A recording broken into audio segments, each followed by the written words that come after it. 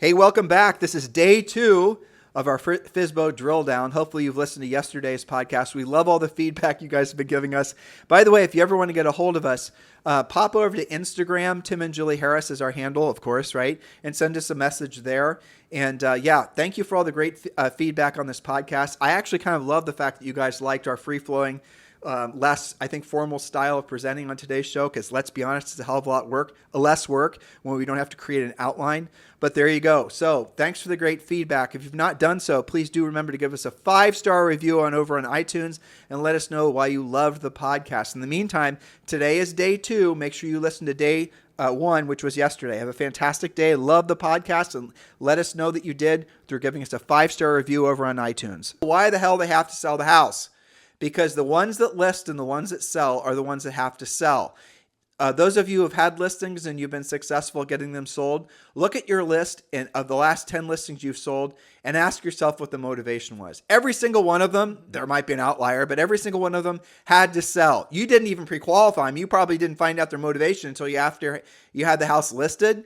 But you need to know all of this because it helps you to understand what, essentially how to position yourself in the next conversation with that seller. Am I hitting on all the high points, Julie? Yeah, well, in other words, keeping the house isn't an option, as you said. Something bad may happen if they don't sell it, right? Which means their relocation, they don't get to relocate as a family.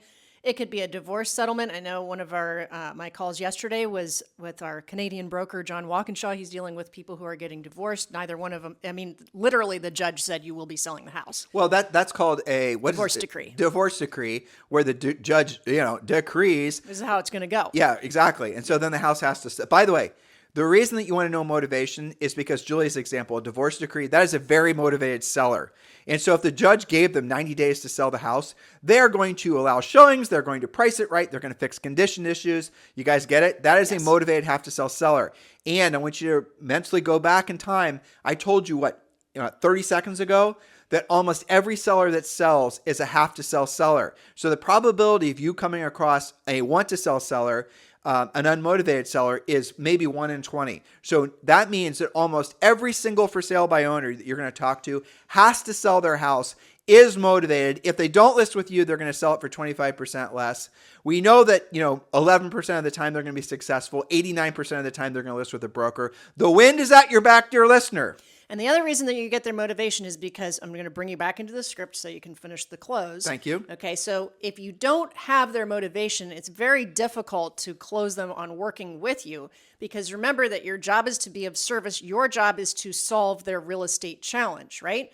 So by knowing what their goal is, I need to get in my new construction house. I don't want to have 2 mortgages when that's finally finished. I need to relocate to Atlanta. I'd like to relocate with my family. I've already bought. Those are the best ones. I've already bought something and I've already closed on it, and I can't stand these 2 mortgages at the same time. That will then roll into your ability to close them on you helping them meet their needs faster and more efficiently. Thank you. So don't let me forget for us to go and talk about some of the things the seller might say when you're setting up the appointment. Are you bringing a buyer by, those types of things? So let's go back to those typical objections. There's only 3 of them. Okay. All right. So you're going to walk. Now you could do what I'm saying right now over the phone, but really the most effective way to do it, especially if you're just getting started for sale by owners, is setting the appointment on the phone, like I said initially, and then going out, doing the tour, like I said, and then going right to this next line that I'm about to say. So if you follow these steps, and again, I promise you guys, the psychological impact of energy and enthusiasm in following the other procedures we teach you to do in Premier Coaching, they're going to more often than not, even if you kind of fumble the process that we're teaching you or just training you to do now that we coach you to do in our Premier Coaching program, they're going to want to do business with you just because they loved your energy and enthusiasm. I cannot understate the importance of energy and enthusiasm in life in general. And if you got to, med yourself a little bit with some caffeine, it works for me. Works for Julie. We're doing it right now. Yeah. Yeah, but you make an important distinction. It is better to go in person because it's a competitive advantage. Well, it's harder for them to reject you. Yes. And if you follow our procedure and you look nice and you present professionally, they're going to most likely like you. I mean, listeners, most people do like you. They do. Hopefully. You're probably a people person. So even if you're not, a Jedi with the script and the technique, your likability factor is going to help you, win the deal, get the listing, help the person sell their home. All right. So you've gone through the home. You've done everything right. And here's what I want you to say. Now, I'm going to give you a little psychology here. And this is absolutely a 100% something that if you remember is going to give you superpowers when listing any kind of home, but especially for sale by owners. And I'm going to treat, my example I'm going to give you is going to be a married couple. Okay? So almost always, and I honestly cannot think of a single example from my personal experience of selling, thousands of for sale by owners, or frankly, talking with all the coaching clients and the 100,000+ coaching calls I did, where the example I'm about to give you is wrong or not accurate. But I'm sure there's an example where it's not, where there's an exception, right? That said, a couple, there's only one of the two people, man and woman, whatever, woman, man. There's only one of them that wants to FSBO. The other's just going along for the ride. Almost always. Well, I mean, it's that's very right. textbook. It's so funny, but it's true. Yeah. And the one that wants to FSBO has, he's just trying to prove to himself. Listen to me. Yeah. It is almost always the man. Yeah. He wants to prove to his family. He wants to prove to his wife he can get the home sold. Again, his extent of researching it was price shopping the FSBO signs at Home Depot. That was the extent of it. And maybe he's read some things online, but that would be the end of it. He doesn't know the 25% statistic. No. He doesn't know the fact that 89% of FSBOs fail to sell their homes. He doesn't know the numbers. He just wants to have the satisfaction of proving to the world that he could sell his own damn house.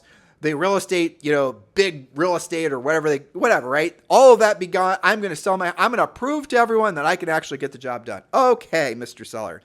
What he's asking for, what he's wanting, is he's wanting a gratuitous pat on the back. And here's how you do it. Remember, I'm telling you this.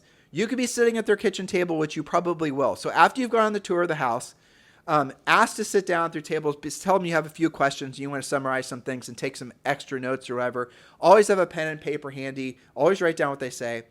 And then say this. And this is something Julie and I trademarked. And it's something that we wrote years ago and we've refined over the years. Hopefully I get it right the first time. I wish I had the notes in front of me, but like I said, I didn't have the chance to pull this up. And here's the gist of it. And again, I want you to visualize you're sitting there with the husband and the wife. We already know that the wife just wants to get the home sold. She wants to move to where she wants to move. And the husband's basically, trying to prove that, he can FSBO it himself and whatever. So there's a psychological win that you have to give him for him to want to move forward with you. And if you do it in front of the spouse, what I'm about to say, you're going to win and you're going to laugh because you're going to remember this podcast where you learned this. Here it is. Mr. Seller, listen, I appreciate the fact you want to try to sell your home yourself. And frankly, if I didn't have a real estate license, maybe I shouldn't say this, but I'd at least consider selling my own home, especially if my home was as nice as yours that I was trying to sell. Because let me tell you, you have priced this house in the ballpark. It's definitely market correct. The condition of the house is fantastic. The improvements you made, the bathroom that I just went through that you remodeled, dare I say that's a lot nicer than the houses you're going to be competing against. So you did a fantastic job. The new deck out back, the landscaping, the basement that you finished and you put in that extra bathroom, that is such a home run. I'm so excited for you. So you have got this house positioned right on the market. I do agree with you. The house is nicer than some of the others, most of the others, frankly, for sale. You've got this even priced right. So there's no doubt in my mind, Mr. Seller, and again, maybe I shouldn't say this as a licensed agent, but I'm going to. There's no doubt in my mind that you can probably sell this house yourself. But let me ask you a question. If I pop by with one of my buyers and the buyer wants to, close around your schedule, has no issues with the inspection, no issues with the appraisal, no issues with your time frame. In other words, you're completely in control at all times. Mr. Seller, you are in control. You're choosing the close date. You're moving out, not, over a schedule that's agreeable to you, that's easy for your family. You are, essentially not having to feel like you're being raked over the coals for some ridiculous inspection or appraisal issue. In other words, this is the buyer you've been hoping for. And Mr. Seller, I'm going to take care of all the showings. I'm going to take care of all the legal stuff. There's something like 60 to 70 different people that are involved in every real estate transaction. The people you'll deal with directly, like the buyer, And all the other people that are associated with the transaction. There's the title, there's the escrow, there's a home inspector. Home inspector might suggest the house be inspected for radon, so there's a radon inspector. Oh, we have a foundation question now. There's a foundation guy. All the people, and there's a lot of people, all the things, and there's a lot of things. And then there's the liability.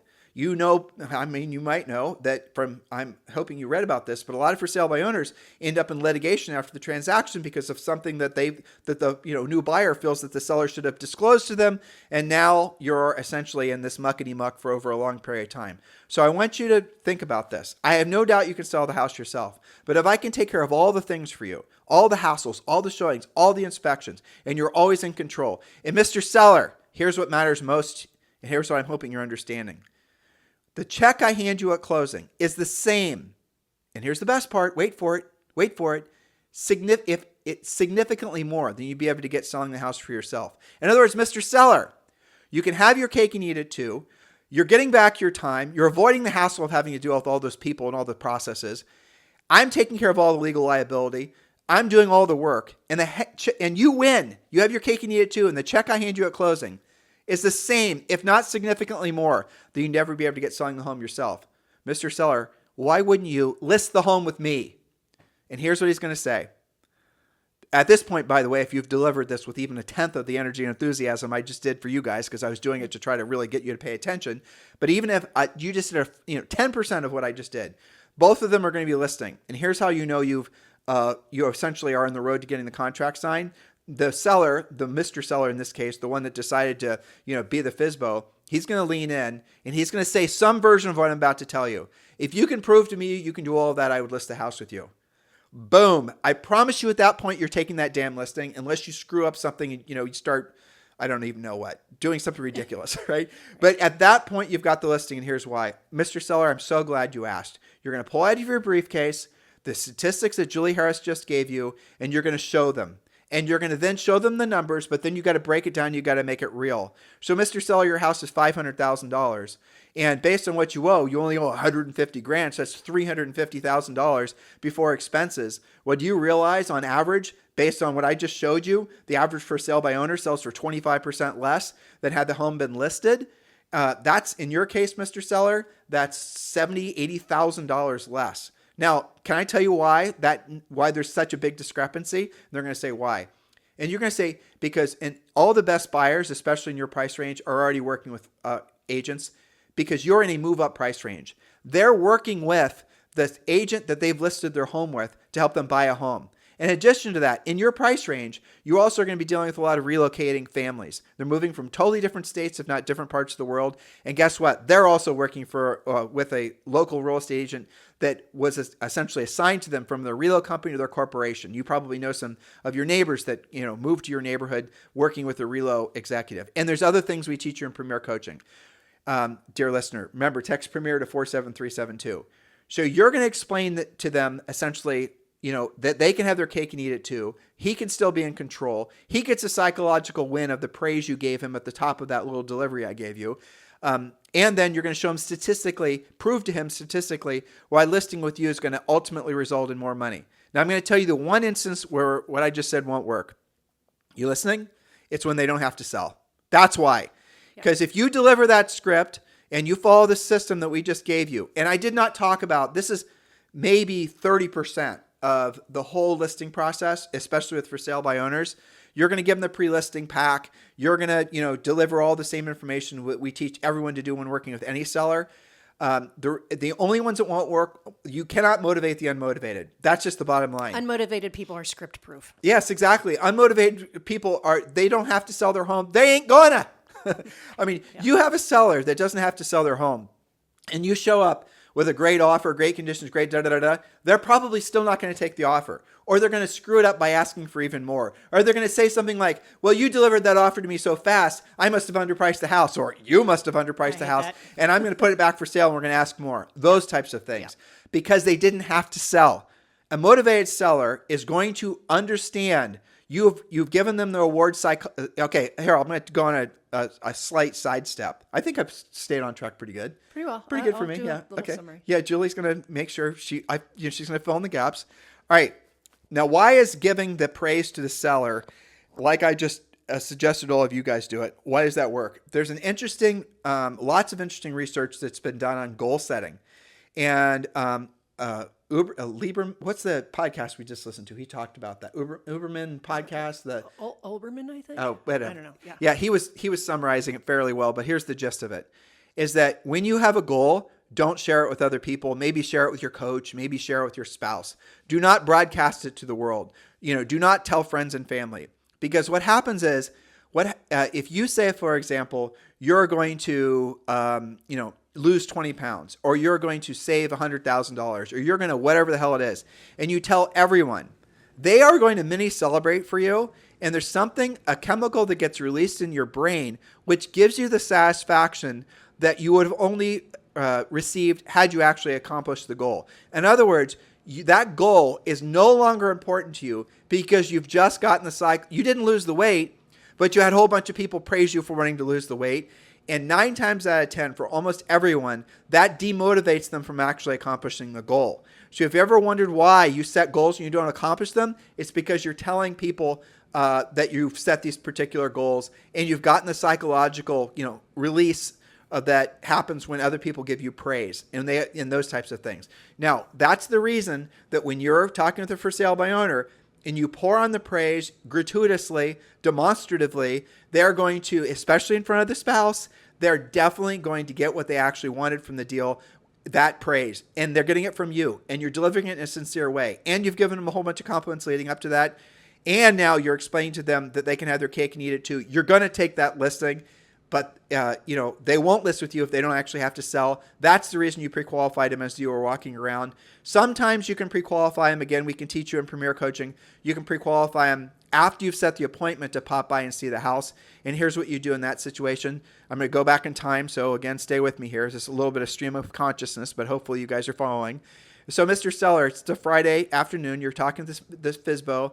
And you're setting an appointment for tomorrow at 10 or tomorrow at 1, right? And the seller says tomorrow at 1. You say, okay, perfect. I'll see you tomorrow at 1. But wait, just so that I'm clear, if one of my buyers, after I see the house, if one of my buyers wants to purchase your house, it's a great fit for them, and they want to move in, say, the next 30 to 60 days, will that create a problem for you? And that's not a very direct question, but it leads to the next direct question. They'll say yes, no, maybe so, or they'll say something like, we'll see. And then you can say, well, I just want to be clear that I don't want to make you homeless. I mean, I've got an extra couch in my basement that you can sleep on, make them laugh, right? But if I understand correctly, it's, you have 5 people in your home and I've only got one couch, so that might not work for you. So I don't want to bring one of my buyers by and make you homeless. So just so that I'm clear, once this property sells, where are you going next?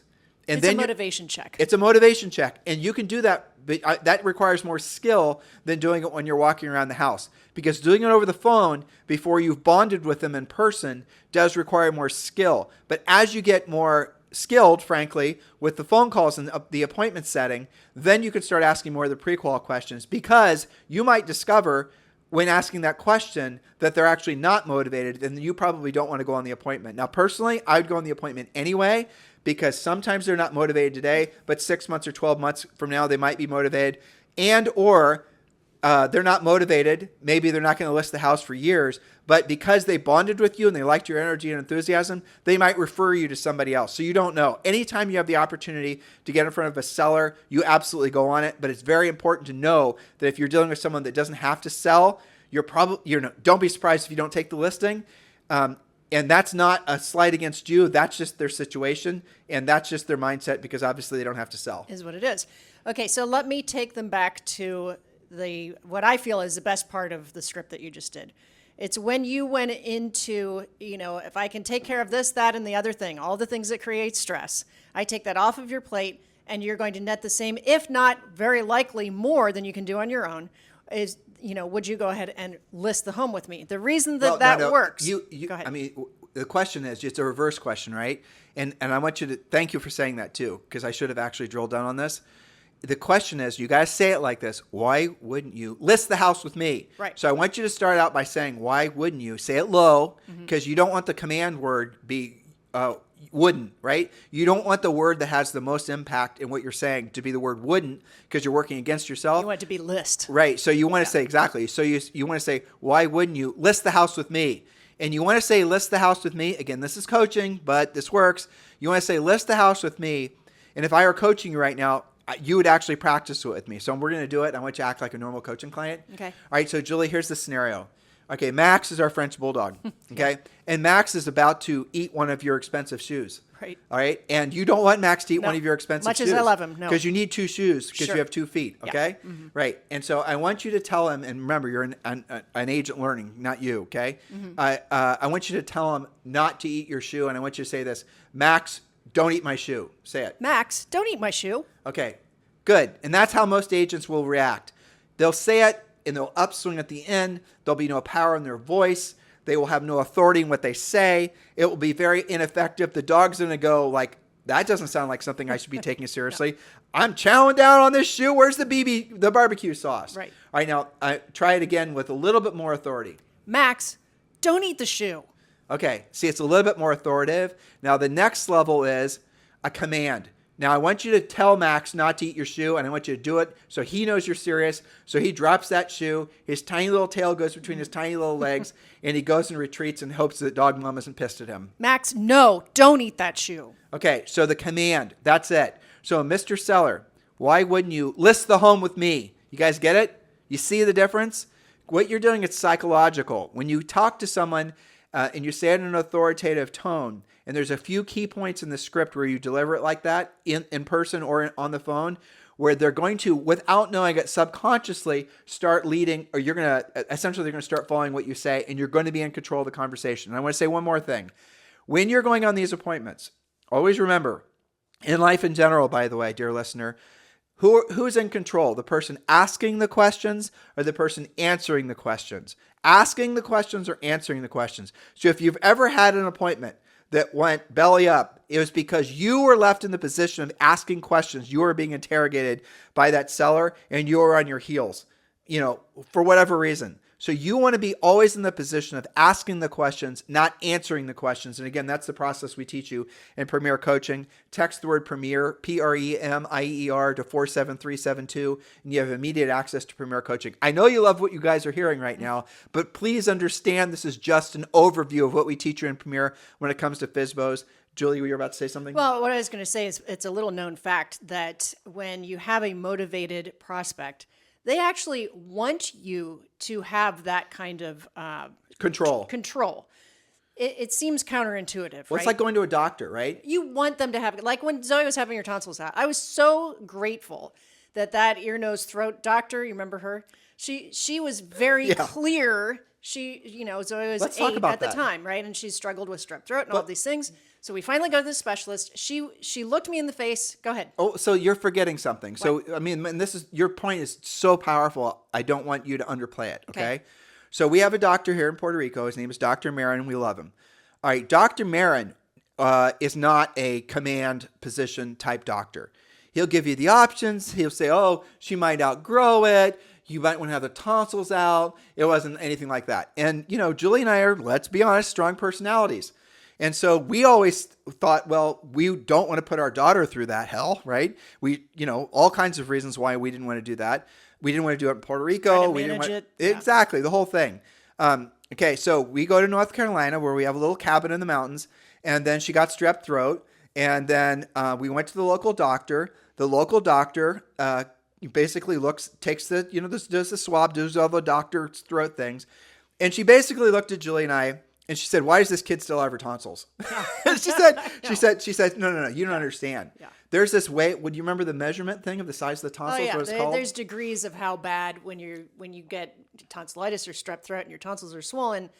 The bigger they are, the closer they get to each other, which can cause your kid to basically suffocate. Okay. And so it's, I think, between 1 and 4, and she was like a 3.5. Yeah. And so, she was pissed at us. Yeah. She's 8. And so she sent us to the ENT, who was very direct with us and said, I'll never forget this. She goes, you don't still think she's going to grow out of this, do you? She goes, I'm going to schedule this in the next 2 weeks. We're expediting her surgery. And I was grateful because she took the control from me. I had struggled with this. Zoe was miserable. We didn't really want to do it, but she was very clear. She spoke very clearly and very directly with me. And in fact, in that moment, I felt relieved. Yes. Not so different than a for sale by owner or any other type of listing lead, to be honest, who actually has to sell. They have a problem. You're there to solve it. Well, keeping the house isn't an option. I don't want to have double mortgage payments. I'm fighting with my spouse about how to get this thing sold. I have this problem and I need your help. Just like we had the problem of Zoe getting strep throat nonstop. And the doctor who actually did the procedure, we didn't have a prior relationship with any of these doctors. We had a prior relationship with Dr. Marin, but he was never direct with us, never took control. And then we went up to Harris Regional Hospital in North Carolina. Oddly enough, no, we don't own it. But I did put a picture of it on Instagram and made a joke that we bought a hospital, and some people believed us, but they have the same font as us, which was hilarious. It was hilarious. Anyway, their logo is the same font as ours. It really did look like we owned a hospital. So we're in the day of the procedure. This doctor walks in. He's doing like 3 of these things a day. He's a retired military guy. He's our age, if not older. He just walks in, looks at Julie and I. We probably look like we're about to pee our pants because we're so nervous for Zoe. Zoe at this point's under a little bit of sedative, so she's just off in babyland. Playing with her polar bear. Exactly. Yeah. And he totally takes control. This is what's going to happen. This is what you're going to experience. Da-da-da-da-da. She's going to be fine. I've done this 3,000 times. Everything's good. Off the kid goes. We're trying to instill in you that your job as a professional is to take the stress away from the other person. Yes. Remove the stress from the situation. They don't want to sell the house. They don't want to have the stress and the bullshit that's associated with especially selling the house in this market. They want to feel confident that you're going to take that stress away. So you have to have that level of confidence, but you have to learn on the job. Don't wait until you have that confidence to have the confidence. Have the confidence because you have our coaching, you have our training, we have your backs, and you're going to know what to say and how to say it. Which is why we arm you with things like the statistics, right? So maybe you're not like tonsil surgeon who's actually done 3,000 of them, and that's pretty awesome. You got all that experience. Well, maybe you haven't sold 3,000 houses, but you still can speak with authority that it's highly unlikely that you'll actually sell it yourself. Here's a statistic from our National Association of Realtors saying 11% of the time for sale by owners are successful. And when they are successful, typically they net 24, 25% less than a comparably listed home if it's able to sell at all. Can I tell you what I'm thinking right now? What? Okay, we've been on for an hour. It doesn't feel like an hour to me, but I'm going to tell you what I'm thinking. Sure. You know, I've been married for 33 years this year, and I remember very clearly our first year in the business. Me too. And I remember Julie and I had a car cleaning and detailing business, and Julie was an elf at a year-round Christmas store, and she helped me in the car cleaning and detailing business. I had a staff of like 3 people, but these were not what you'd call really very lucrative, businesses. No. This was not something you want to form a career path on. We paid our way through college doing this. So Julie wasn't literally a year-round elf. It was, if you picture what I'm describing, it's exactly what you're thinking. Elf, every day she had sparkles in her hair. After she stopped working there, it was like 2 years later where you still couldn't find sparkles someplace between her toes or whatever. True story. Okay, so I remember our first year in the business where our number one goal was to pay off student loans. Yep. We had to borrow some money along the way, and it was like 40 or 50 grand, wasn't it? 42,000. And we had these student loan books. And these student loan books, this is, again, pre-internet, guys. Public internet didn't go live until 1996. You didn't pay your bills online then? No, you paid them with you ripped off one of these little coupon things. And these coupon things in these payment books had this like rubberized film on them that was basically designed to stop like a freaking Teflon-coated 9mm bullet. They were serious. Yeah, these things were supposed to survive hurricanes, nuclear strike. Yeah. They wanted you to pay your damn student loans back in the day. Some of you might be able to relate to that. Yeah. So our only goal, our first year in the business, was to pay off those damn student loans. And, we wanted to learn how to do it as fast as possible. We quickly had the epiphany of everything we just shared with you. And I remember when you and I started going after the for sale by owners, I remember the relief I felt realizing that we could actually be successful being listing agents and how the process was the exact same every single damn time. Yeah. The seller would say the same thing almost the exact same time. Their facial expressions would happen at the same time. The whole process worked exactly the same. In other words, you don't have to learn what we're teaching you. You learn it at a high level. But then no matter where you sell real estate, we've had you learn these skills, how to go after FSBOs, just to keep on task here. And you want to move from Ohio like we did, and you want to move out west, and you still want to basically focus on FSBOs. That skill set is transferable. Your local branding back in Ohio doesn't follow you. Your skill set follows you. You guys know who Viktor Frankl is? The Search for Meaning. He was in Auschwitz. He was in a concentration camp. He's written a lot of books about this. If you guys haven't researched or read his books, very depressing, very sad, but incredibly powerful. The reason he kept his humanity while other people didn't is because he knew in his heart and his soul and his mind that they couldn't take away the essence of what he knew, the essence of what he felt. And that's what got him through it. And that's true with regards to what we're teaching you. If you want to have experience, if you want to have a brand, if you want to be successful long term, you have to be of value, of service to other people. We just given you an overview of the way you can be very successful to other people, and the rewards you get from this last a lifetime. And guys, in Premier Coaching, we teach you 22 different sources of lead generation. This is just one. The reason this and Expired, frankly, are our two favorite ones is because the seller has the house officially for sale. They will talk with you. There's not another agent to deal with. They give you their damn phone number, right? And oftentimes they want to move up. One FSBO lease equals 2 transactions. The average buyer side commission in the United States right now is $15,000. So if that means the average buyer is buying a house that's at least $500,000, which means they're probably moving up from a house that's $350,000 or something like that. That means that you are dealing with a total combined real estate transaction volume of around $1 million, which should equate to between $20,000 and $30,000. How many of you, how many transactions do you have to do every year for you to make over $100,000 with that type of math? And yet, you guys want to attend a seminar on branding. You guys want to learn how to build funnels. You want to do all this stuff with Instagram. Why? You got in this business to help people, whether you know it or not. That is why you got in this business, and to make money, to take care of yourself and take care of your family. This is your opportunity to do it. And again, we've given you an overview. We literally have no notes in front of us. This is stream of conscious for the most part, but I do feel emotional thinking about this because it changed our lives. And this was 3 decades ago. And we've taught, really that isn't what's got me. What's got me is all the people that you and I directly and through all of our coaches have been able to teach to go after FSBOs and help FSBOs list their homes and, not suffer the downside, of not listing with a broker. Yep. That is emotional to me because it puts me personally in alignment with what my highest and truest purpose on this planet is, which is to be of service to others. The others that Julie and I have chosen to be of service to is all of you. So please take this information.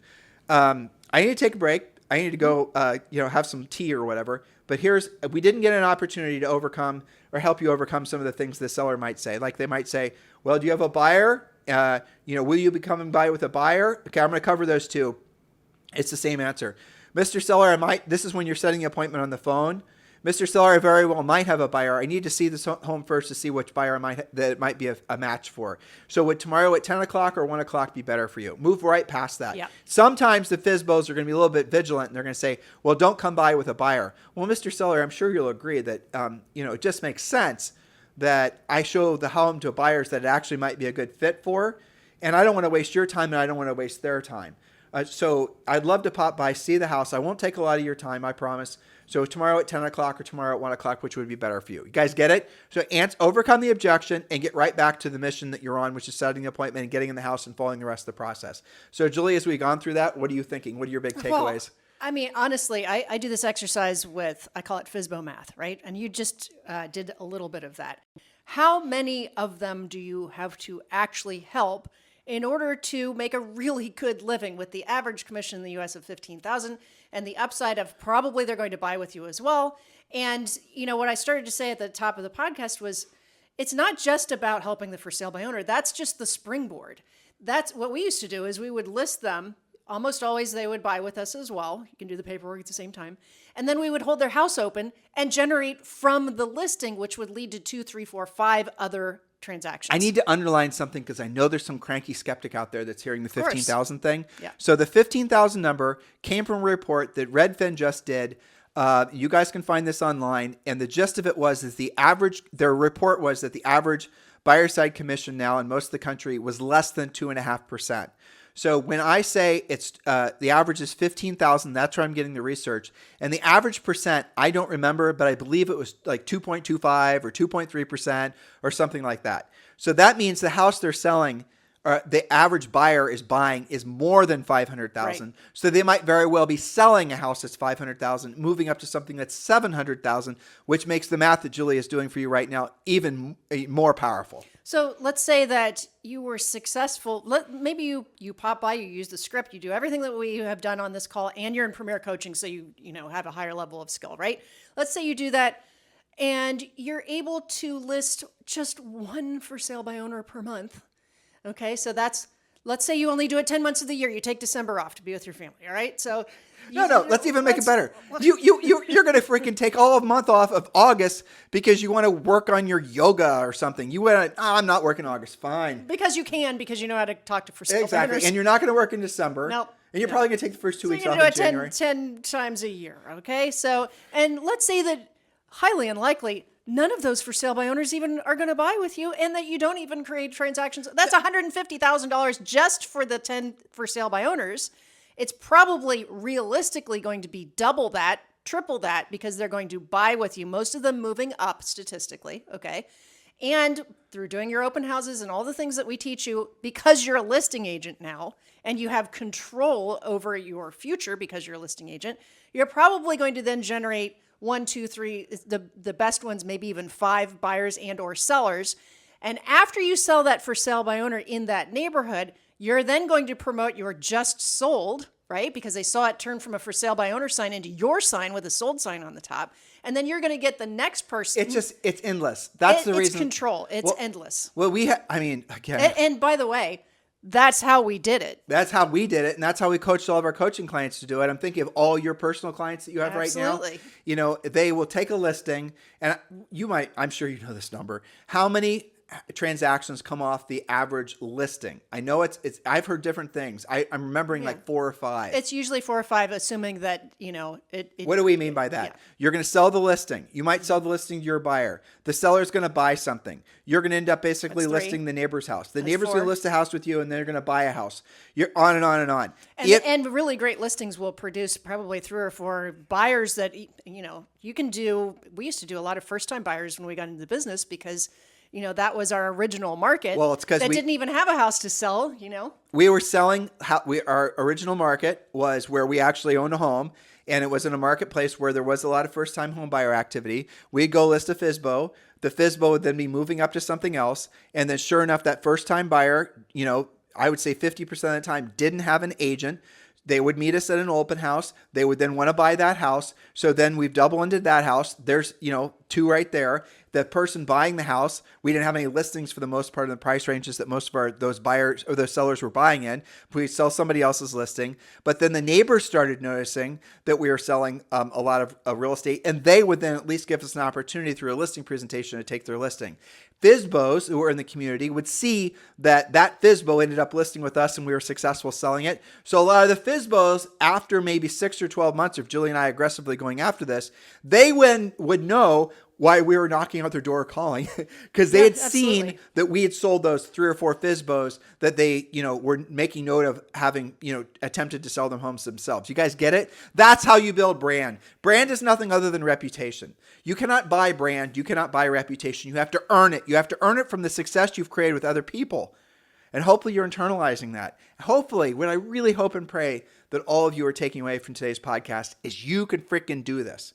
Mm-hmm. Okay, if wet behind your ears, Tim and Julie Harris could do this when we were at our age, with no prior sales experience, with no background in real estate, with no freaking, any real estate background, right?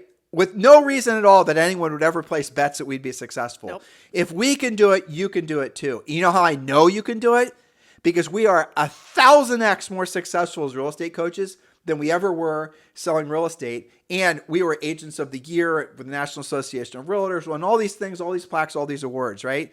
Technically, it was agents of the year in the rookie category for National Association of Realtors. I want to get all this stuff right. Yep. But since then, gone on to do hundreds and hundreds of thousands of coaching calls, not including the coaching calls that our coaches do. Do you think we know what the hell we're doing? I think we do. It's one thing to sell real estate at a high level. It's another thing to be able to teach other people to sell real estate at a high level. If you're ready to truly sell real estate at a high level, we're waiting for you. The easy button is for you to join Premier Coaching. You can go to premiercoaching.com, or you can just text the word Premier to 47372 and join Premier Coaching right away. Please take away from this podcast what we intended. Optimism, excitement, motivation. It's our job to motivate you. It's our job to educate you. It's ultimately your job to do the third thing, which is to get into action. Take action with this information that we gave you. Have a fantastic day. We'll talk to you on the show tomorrow.